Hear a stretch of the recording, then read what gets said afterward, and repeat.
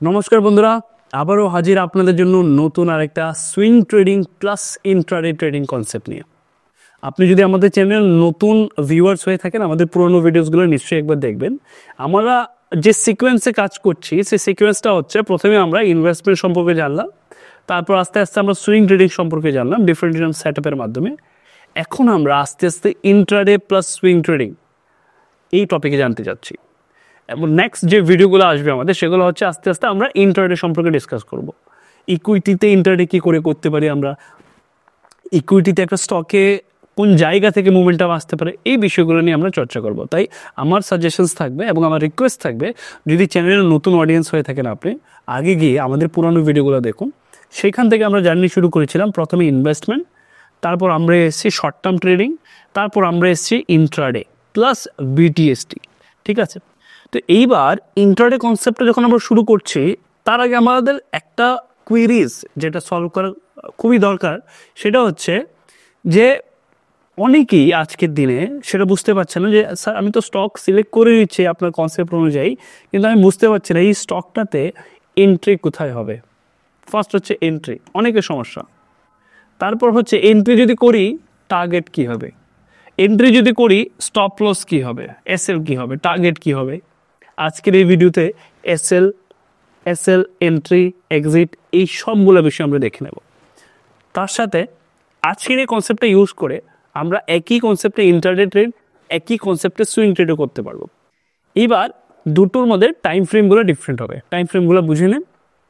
সবার আগে আমরা ধরে নিচ্ছি ইন্ট্রাডে ট্রেড।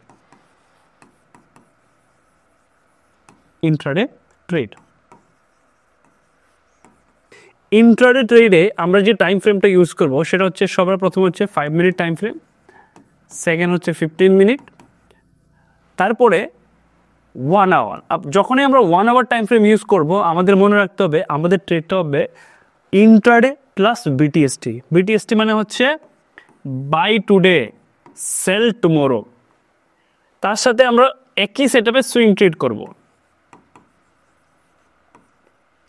এবং সুইং ট্রেডে আমরা টাইম ফ্রেম ইউজ করবো ডেলি টাইম ফ্রেম। আমাদের টার্গেট এক্সপেকটেশন থাকবে 5 days to 7 days, তার মধ্যে আমাদের টার্গেট চলে আসতে হবে। তাহলে টাইম ফ্রেম আমাদের ক্লিয়ার হয়ে গেল। আমরা এবার এন্ট্রি এক্সিট এগুলো বুঝবো, কিন্তু তার আগে আরেকটা বিষয় আসে, সেটা হচ্ছে ধরুন আপনি বিগিনার, আপনি জানেনই না যে এটা সাপোর্ট কী করে ড্র করতে হয়,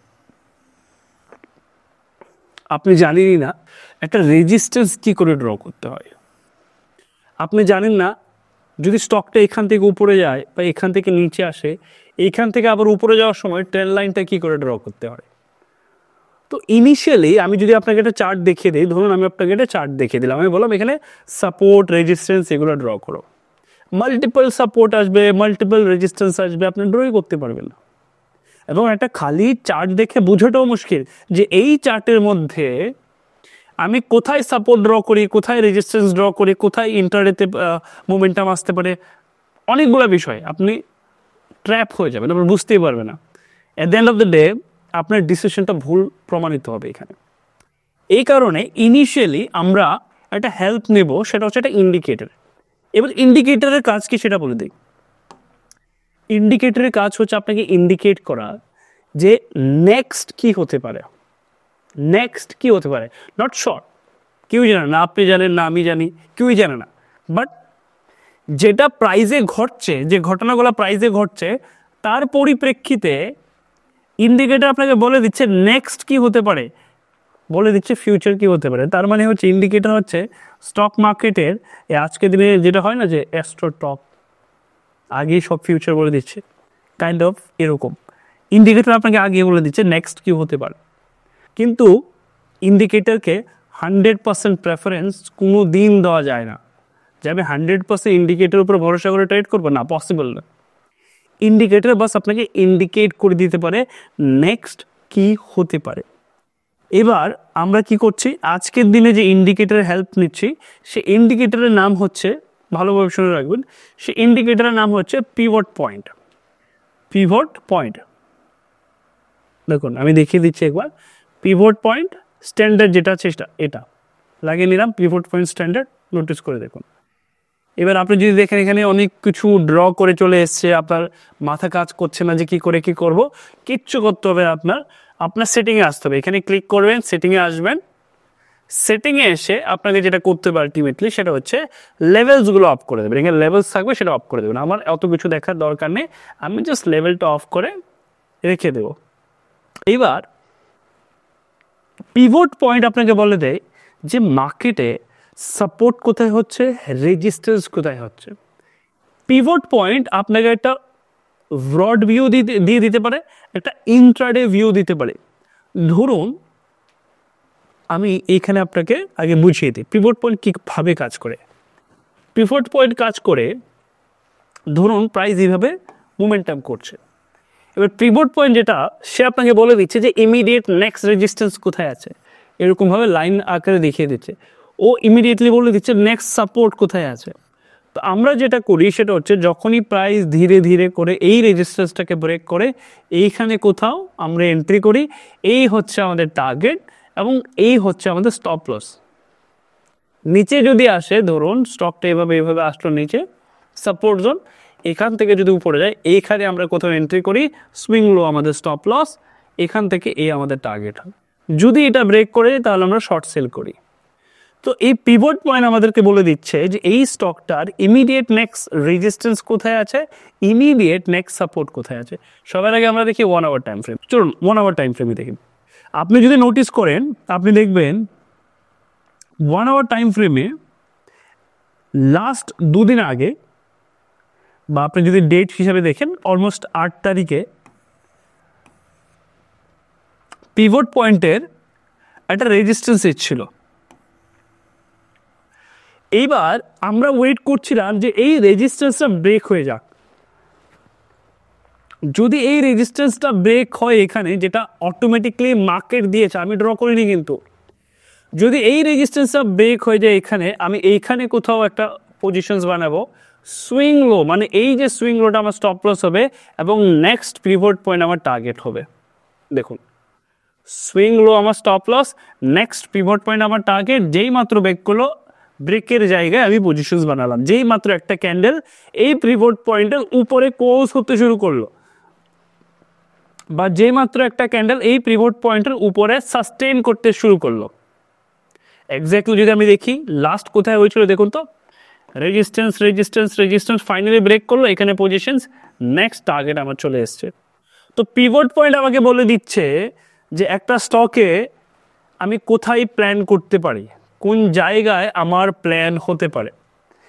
প্রশ্ন হচ্ছে এই জায়গায় আমি কি করে বুঝবো যে নেক্সট কি হবে, এই জায়গায় কি করে বোঝা যাবে নেক্সট কি হতে পারে। তো এই জায়গাগুলোতে আমরা যেটা করি সেটা হচ্ছে আমরা প্রাইস অ্যাকশনাল ট্রেন্ড লাইনের সাপোর্ট নিই।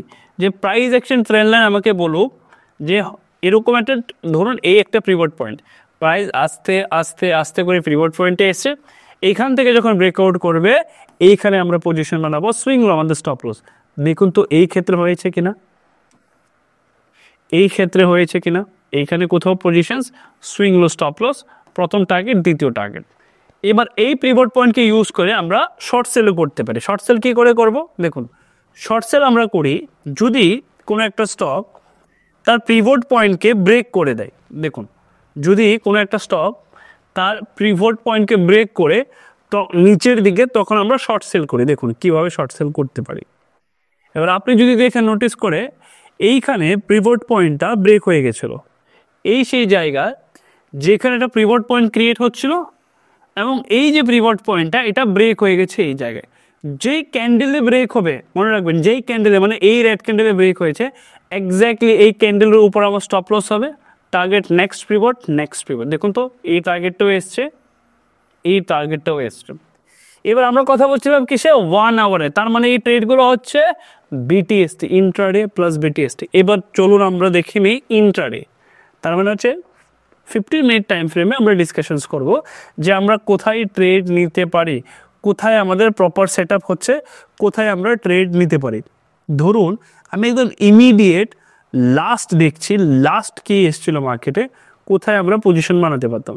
লাস্ট ডে যদি কথা বলি সেটা হচ্ছে আমাদের যেটা আসছে এখানে, সেটা হচ্ছে 13th, রাইট, 13-এ আমি যদি বলি 13-এ আমাদের মার্কেট বলে দিচ্ছ, 13-এ মার্কেট আমাদেরকে বলে দিচ্ছিল সেদিন মার্কেট সাইডওয়েজ থাকবে, কারণ পিভট পয়েন্ট দেখুন এভাবে চলছে চপি। তার আগের দিন যদি বলি 12-এর কথা যদি আমি বলি, এইখানে পিভট পয়েন্টটা ব্রেক হচ্ছে নিচের দিকে।